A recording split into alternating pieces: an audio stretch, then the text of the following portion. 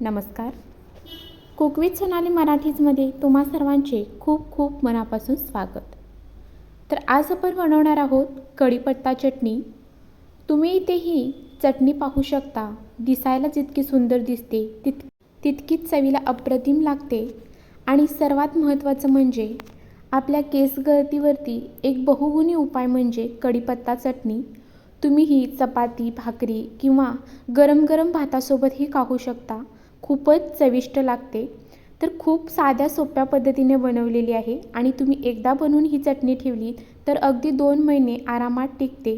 अशाच छान छान रेसिपी पाहण्यासाठी चॅनलला अजून सबस्क्राईब केलं नसेल तर लगेचच चॅनलला सबस्क्राईब करा, बेल आयकॉनचे बटन दाबा, जेणेकरून अशाच छान छान रेसिपींचे नोटिफिकेशन तुम्हाला मिळत जाईल.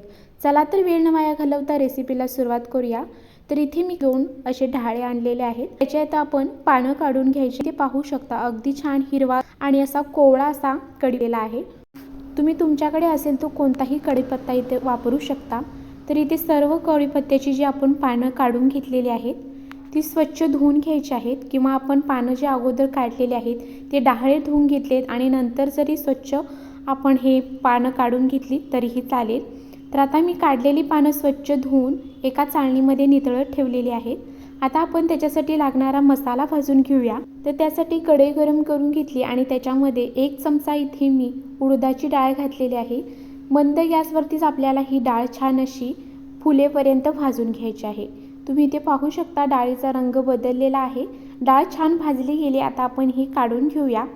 आता पुन्हा त्याच कढईमध्ये एक छोटी वाटी इथे मी शेंगदाणे घेतलेले आहेत. तर शेंगदाणेही आपल्याला हलकेसे डाग पडेपर्यंत आपल्याला हे शेंगदाणे छान असे भाजून घ्यायचे आहेत. शेंगदाणे भाजताना मीडियम गॅस केला तरीही चालेल. तर पहा हलकेसे शेंगदाण्याला डाग पडलेले आहेत. आता आपण हे शेंगदाणेही एका प्लेटमध्ये काढून घ्यायचे आहेत. आता आपण हे जे भाजून घेतोय ते मसाले संपूर्णपणे आपल्याला गार करण्यासाठी ठेवायचे आहेत. तर तुम्ही हे वेगवेगळे जरी ठेवलात तरीही चालेल. आता शेंगदाणे काढून घेतल्यानंतर पुन्हा त्याच कढईमध्ये 1 वाटी मी इथे भाजलेली डाळ घेतलेली आहे, म्हणजे आपण जी भाजकी डाळ म्हणतो ती. तर तीही आपल्याला अगदी हलकीशी भाजून घ्यायची आहे, कारण ती अगोदरच भाजलेली असते. फक्त हलकेसे डाग पडेपर्यंत आपल्याला ही भाजून घ्यायची आहे. डाळ काढून घेतली. आता त्याच कढईमध्ये पुन्हा इथे मी अर्धी वाटी इथे सुक्या खोबऱ्याचे काप घेतलेले आहेत. पहा तेही आपल्याला असे डाग पडेपर्यंत भाजून घ्यायचे आहेत. आपण जितके मसाले छान असे भाजू तितकंच आपल्या चटणीला चव अप्रतिम येते. आता आपण भाजून घेतलेले खोबरे काढून पुन्हा आता त्याच कढईमध्ये 1 चमचाभर घेतलेला आहे जिरे आणि 5 इथे घेतलेत पहा लसणाच्या पाकळ्या. तर आता आपल्याला हेही छान असं डाग पडेपर्यंत भाजून घ्यायचं आहे.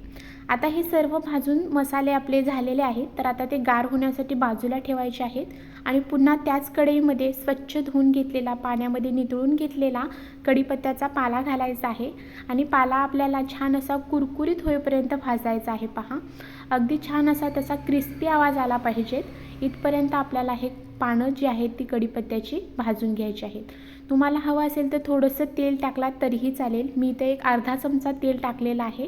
छान असा क्रिस्पी होईपर्यंत हा आपण इथं कढीपत्ता भाजून घेतला आहे. तर आता आपण हा चेक करू व्यवस्थित भाजला आहे का. तर इथे तुम्ही पाहू शकता छान असा कढीपत्ता भाजलेला आहे. तोही आता गार करायचा आहे. आता हे सर्व मसाले आपण भाजून गार केलेले आहेत ते एका मिक्सरच्या भांड्यामध्ये काढून घेऊया. तर सर्व मसाले मी इथे एकाच मिक्सरच्या भांड्यामध्ये काढून घेतलेत. तुम्ही याच्यामध्ये जरी कढीपत्ता घालून बारीक केला तरीही चालेल, पण मी सुरुवातीला मसाले फिरवून घेणार आहे मिक्सरला.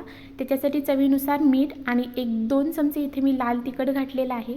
थोडीशी चिंच घातलेली आहे आणि आपण याला झाकण लावून छान असं बारीक वाटून घेऊया. एकदम बी बारीक पूड करायची नाही, थोडंसं वरवरीतच आपल्याला हे वाटायचं आहे. तर इथे तुम्ही पाहू शकता हे सर्व जे वाटण आपलं मसाल्यांचं आहे ते तयार झालेलं आहे. ते एका प्लेटमध्ये काढून घेऊया आणि पुन्हा त्याच मिक्सरच्या भांड्यामध्ये आपण भाजून घेतलेला कढीपत्ता घालून त्याचीही आपल्याला पूड करून घ्यायची आहे. तर इथे मिक्सरला कढीपत्त्याची ही पूड करून घेतलेली आहे.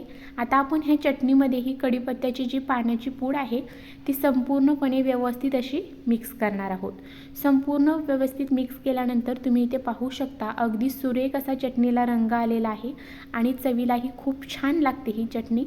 तर तुम्ही ही गरम गरम भातासोबत खाल्लात तर अप्रतिमच लागते.